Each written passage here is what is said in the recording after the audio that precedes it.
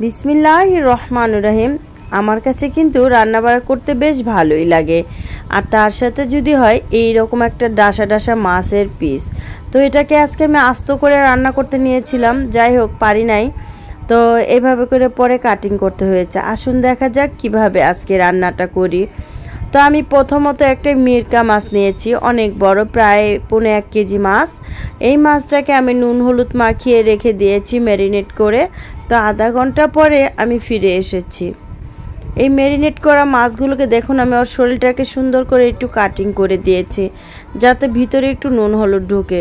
তো এটা ভাজার জন্য বড় একটা, সেই আমার স্মৃতির একটা কড়াই, যে কড়াইয়ের মধ্যে আমি এই মাছটাকে ভাজি করার জন্য নিয়েছি। তো প্রথমে চড়িয়ে দিলাম ভাজার জন্য।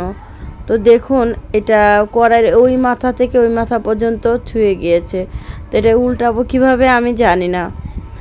তো এই মাছটার ভিতরে আমি যে গরম তেল আছে এখান থেকে ওর শরীরের মধ্যে দিয়ে দিচ্ছি যাতে ভালো করে ভাজা হয়। আমার কাছে মাঝে মধ্যে খুবই ভালো লাগে আস্ত মুরগি আস্ত মাছ খাওয়ার জন্য। যাই হোক, তো অনেক কষ্টে মাছটাকে আমি উল্টিয়েছি। দেখুন, লেজের অংশ দিয়ে একটু ছিলে গিয়েছে। তা আমার মনে হচ্ছে মাছটাকে মাঝখান থেকে কাটিং করে নেওয়া দরকার। এটাকে রান্না করতে গেলেও দেখা যায় মাথার মধ্যে ভালো করে মশলাটা ঢুকবে না। তো এখান থেকে আমি এই জায়গাটা থেকে কাটিং করে নেব। তো চেষ্টা চালায় যাচ্ছি। একটু সময়ের ব্যাপার যে আমি হুট করে কিভাবে মাছটাকে এখান থেকে কাটিং করব। আর এর পাশাপাশি আমি নিয়েছি পালং শাক। তো পালং শাকটাকে আজকে আমি এই মাছের তেলের মধ্যে ভাজি করে নেব। এই তো আলহামদুলিল্লাহ, এটাকে আমি কাটিং করে ফেলেছি, 2 টুকরা করেছি। তো ভাজা মাছটাকে উঠিয়ে নিলাম। এখন ওই কোড়ের মধ্যে আমি দিয়ে দেব হচ্ছে পালং শাক। পালং শাকটা রান্না করব শুধু রসুন কুচি আর কাঁচামরিচ কুচি দিয়ে। এই দুটি উপকরণ আমি একটু ভালো করে নেড়ে চেড়ে নিচ্ছি। কিছুক্ষণ পরে আমি এর মধ্যে শাকগুলো সব ঢেলে দেব। এখন আমি শাকগুলোকে একটু নাড়চাড় করে নিচ্ছি, একটু উল্টে পাল্টেও দেব। 2-1টা নাড়চাড় 2-1বার করে উল্টাপাল্টা করে তারপরে আমি এর মধ্যে দিয়ে দেব হচ্ছে শুধু লবণ। পালং শাকে কিন্তু প্রচুর পরিমাণে ক্যালসিয়াম পাওয়া যায়।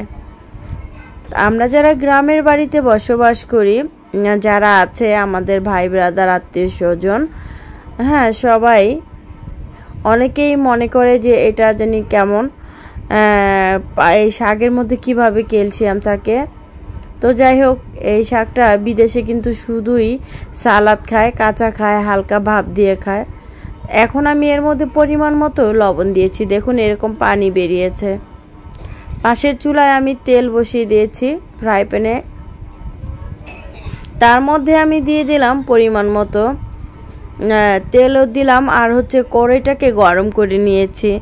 পেঁয়াজ বাটা আর হচ্ছে রসুন বাটা আর একটু আদা বাটা, এই 3টি বাটা মশলা আমি ওই গরম তেলের মধ্যে দিয়ে দেবো 1 চামচ লবণ দেওয়ার পরে। লবণটা দিলে হয় কি, মশলাটা একটু ছেটে কম।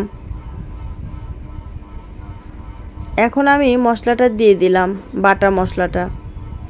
এর মধ্যে স্পেশাল রান্না যেটা হচ্ছে, স্পেশাল একটা কিছু দেব, সেটা হচ্ছে টমেটো। আমি ফ্রিজের মধ্যে যেটা ফ্রোজেন করে রেখেছিলাম, সে ফ্রোজেন করা টমেটোগুলো আমি ভালো করে বেটে নিয়েছি। বেটে নেওয়ার পরে ওই বাটা টমেটোটাও আমি দিয়ে দেব। মশলাটা যাতে ছিটে চারিদিকে চলে না যায় এর জন্য একটু পানি দিয়ে দিলাম, তাতে পানিটাও শুকিয়ে আসবে আর এর কাঁচা গন্ধটাও চলে যাবে। এরই মধ্যে আমি আরও পাউডার মশলা দিয়ে দিচ্ছি, সেটা হচ্ছে লাল মরিচের গুঁড়ো, আর দিয়ে দিব হলুদের গুঁড়ো। হলুদের গুঁড়োটা একটু কম দিলে হয় কি, গন্ধটা কম হয়, খেতে ভালো লাগে। এর মধ্যে দিয়ে দিচ্ছি ধনিয়ার গুঁড়োটা একটু বেশি দিয়েছি, আর জিরার গুঁড়োটা একটু কম।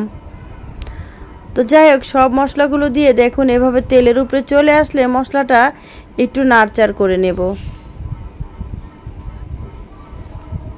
এখন আমি কিছুক্ষণের মধ্যেই এটার মধ্যে দিয়ে দিব আমার সেই বেটে রাখা টমেটোগুলো। এটাকে শুধু টমেটো, অনেকে সস বলে, সস যেটা খাওয়া যায়। আর এই টমেটো সসটা হয় কি, এটা তরকারির জন্য শুধু ফ্রোজেন করে বেটে নেওয়া। বড় একটা কাপের আধা কাপের বেশি নিয়েছি। এই তো দিয়ে দিচ্ছি আমার সেই টমেটো বাটাটা। এতে হয় ঝোলটাও ঘন হয় আর খেতে খুবই ভালো লাগে। অনেকেই পছন্দ করে না যে মুখে বাঁধবে টমেটোর ওই পিসগুলো, আবার কেউ পছন্দ করে একটু ঘন ঘন একটু ঝোল। তো যাই হোক, এই পজিশনে আমি দিয়ে দেব এর মধ্যে পরিমাণ মতো পানি।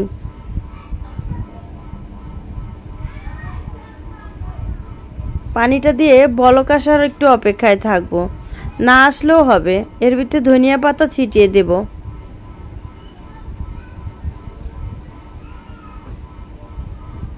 আমি সেদিন সাভার গিয়েছিলাম, সেখান থেকে ধনিয়া পাতা নিয়ে আসছিলাম। মনে হচ্ছে যে শীতকালের সেই তরতাজা ধনিয়া পাতাগুলো খেতে থেকে তুলে আনা।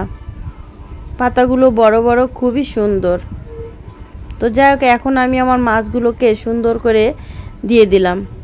এখন আমি এটা একটা ঢাকনা দিয়ে ঢেকে দেব 20 মিনিটের জন্য।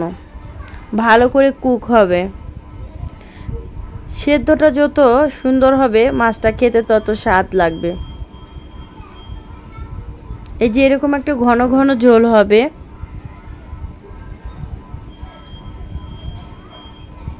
চেষ্টা করতেছি যে এটাকে উল্টানো যায় কিনা। না, এটাকে উল্টানো যাবে না, লেজটাকে উল্টিয়ে দিচ্ছি।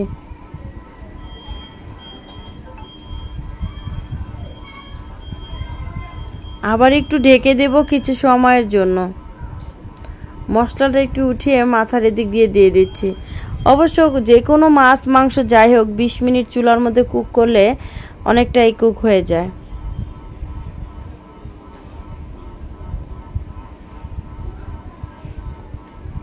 ফিরে আসব কিছুক্ষণ পরে। একবারে খাবার দাবারের জন্য রেডি হচ্ছি, ওখান দিয়ে রান্না বাড়া করেছি যা যা। তো আমি একটা প্লেটের মধ্যে ভাত নিয়েছি আর নিয়েছি পালং শাক ভাজি। পালং শাক ভাজিটা দিয়ে প্রথমত আমি ভাতগুলো খেয়ে নেব, এরপরে আমার মাছটা অনেক সুন্দর করে রান্না হয়ে গিয়েছে। যাই হোক, এই তো আমার রান্না করা সেই মাছের টুকরোটা, একটা বড় মাথা টুকরো পাশ দেখে আমি নিয়ে নেব। বিসমিল্লাহির রহমানির রহিম। এই তো সেই রসালো তরকারিটা, এটা খেতে কিন্তু খুবই সুস্বাদু। ঝোলটা যে এত টেস্টি এবং মজাদার।